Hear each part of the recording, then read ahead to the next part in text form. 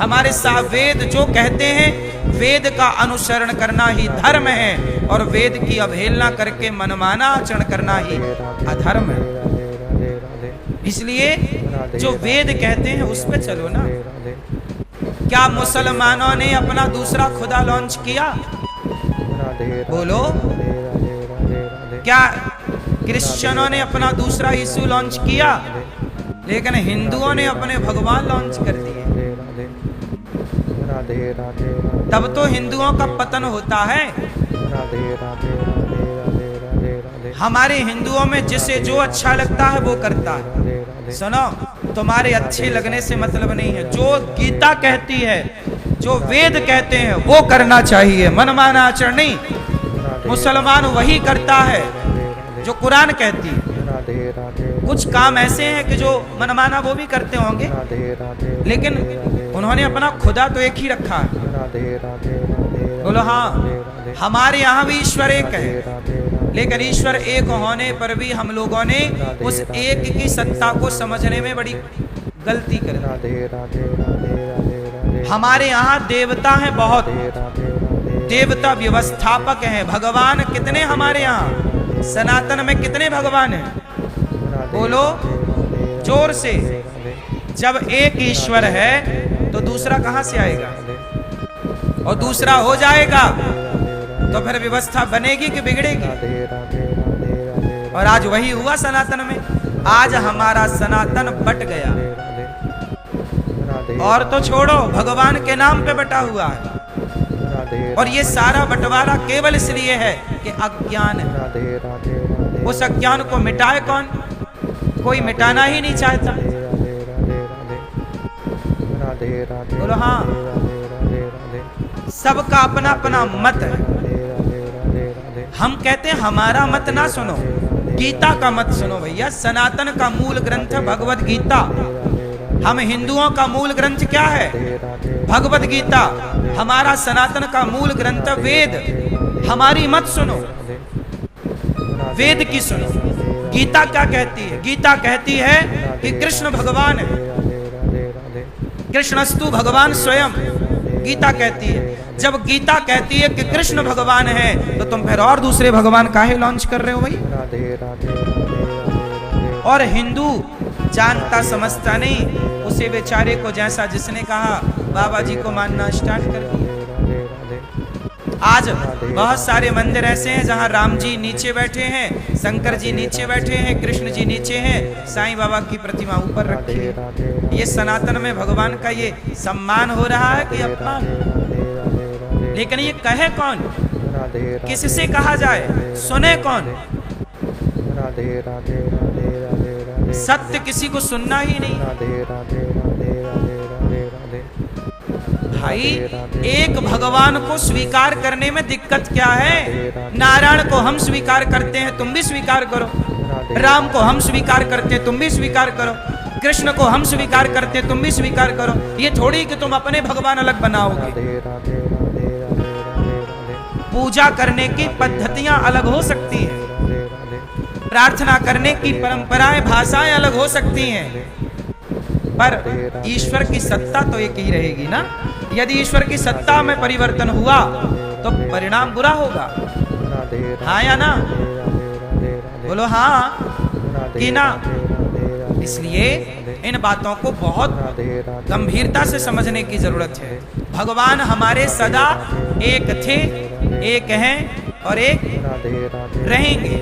आजकल हमारे हिंदुओं में बहुत लोग क्या कहते हैं? अरे मूर्ति पूजा नहीं करनी चाहिए। अब देखो हैं हिंदू पर मूर्ति पूजा का विरोध करते। चलो आप विरोध करते हो, किस आधार पर करते हो?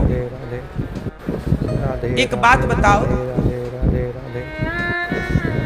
ईश्वर को निराकार भी कहते हैं। हम ये नहीं कहते कि ईश्वर निराकार नहीं है, ईश्वर निराकार है। पर जो परमात्मा निराकार है, एक बात बताओ, ईश्वर साकार है कि निराकार है? पहले आप बताओ, फिर हम बताते हैं। ईश्वर के आप कौन से भगवान की पूजा करते हो, निराकार या साकार? जोर से बोलो, बोलो, किसकी पूजा करते हो? बोलो।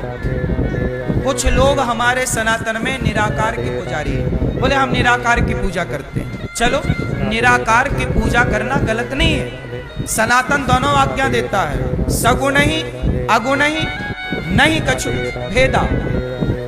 साकार और निराकार में कोई अंतर नहीं है, पर इसे समझना पड़ता है। हमारा भगवान इतना पावरफुल है कि वो संसार बना देता है चुटकी में।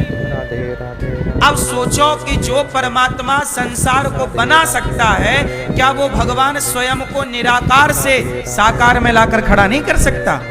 यदि आप कहते हो कि ईश्वर साकार नहीं है, इसका मतलब यह हुआ कि तुम्हारा भगवान पूर्ण पावरफुल नहीं है।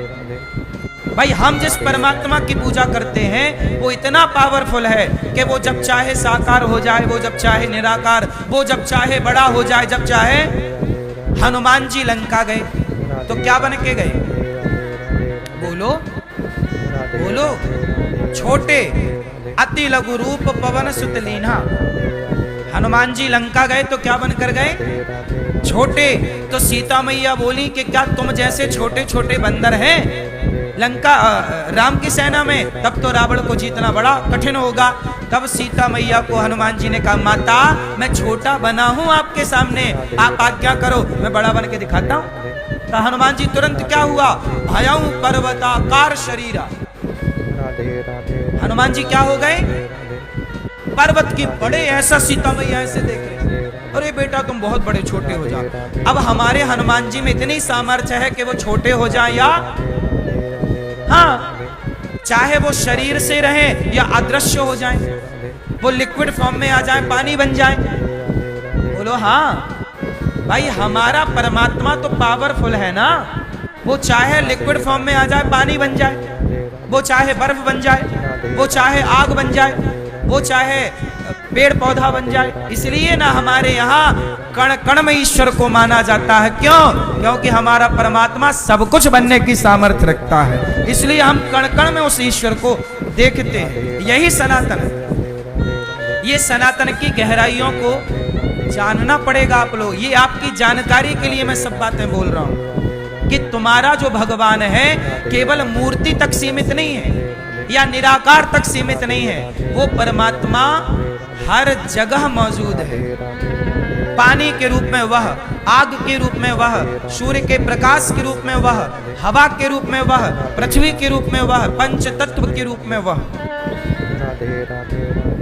हाँ या ना? तो हमारा परमात्मा विराट है। विराट मतलब बड़ा। अणोर अणियान महतो महियान। छोटे से छोटा है, अणु परमाणु है। इतना छोटा है परमात्मा कि बताओ आपको कभी आत्मा का दर्शन हुआ? क्यों? इतने सारे डॉक्टरों ने परीक्षण किया, इत्यादि सब किया, माइक्रोस्कोप लगाया, सब किया। क्या आज तक विज्ञान आत्मा का दर्शन कर पाया कि आत्मा कैसी है? भाई साहब, जब मरता है तो निकलता क्या है? जब डेथ होती है तो निकलता क्या निकलता है कि आदमी मर जाता है? कुछ तो निकलता ही होगा। उसे विज्ञान पकड़ पाया? उत्तर दो। साइंस पकड़ पाया? सोचिए, वो आत्मा इतनी बारीक है कि उसे आज का 21वीं सदी का विज्ञान नहीं पकड़ पाया। सोचिए, आत्मा इतनी बारीक है तो आत्मा को परमात्मा, आत्मा रूपी आत्मा को बनाने वाला परमात्मा खुद कितना बारीक होगा। उसे पकड़ पाओगे? जिसकी बनाई आत्मा तुम्हारी पकड़ में नहीं आ रही है, उस परमात्मा को तुम पकड़ पाओगे? वो है सबके भीतर, पर पकड़ में कैसे आए? बोले राम ही केवल प्रेम प्यारा। भगवान तो भक्तों की पकड़ में आ जाते हैं। यशोदा मैया डंडा लेके दौड़ी, कन्हैया आज तो को बांधूंगी, जिसे ब्रह्मा ना पकड़ पाए। प्रेम के बंधन में मैया यशोदा ने पकड़ के उखल से बांध दिया। वही निर्गुण निराकार यशोदा को आनंद देने के लिए साकार बन के कृष्ण कन्हैया बन के घूमता है कि नहीं? अब आप कहो कि मैं निराकार की पूजा करता हूं। यदि तुम निराकार की पूजा करते हो और साकार की नहीं करते, तो क्या फिर तुम राम कृष्ण को नहीं मानते? बताओ प्रहलाद जी के कहने से भगवान कहां से निकले थे? उत्तर दो। खंबा निराकार था कि साकार था? उत्तर दो। खंबे का आकार होता है, जिसका आकार है उसे साकार कहते हैं बेटा। जिसका कोई आकार नहीं है उसे निराकार कहते हैं। जैसे पानी का कोई आकार नहीं है वो निराकार है, हवा का कोई आकार नहीं है, हवा निराकार है। लेकिन बर्फ का आकार है, बर्फ का आकार है। पानी का आकार नहीं है पर बर्फ का आकार है। खंबे का आकार होता है, खंबा साकार है, तो साकार खंबे से साकार नरसिंह भगवान प्रकट हुए और हिरण्यकश्यपु को मारा कि नहीं? बोलो। यदि आप कहते हो कि मैं साकार की पूजा नहीं करता, इसका मतलब आप नरसिंह भगवान को भी नहीं मानते। फिर तो सवाल खड़े हो जाएंगे ना कि आप ईश्वर की सत्ता को नहीं मानते।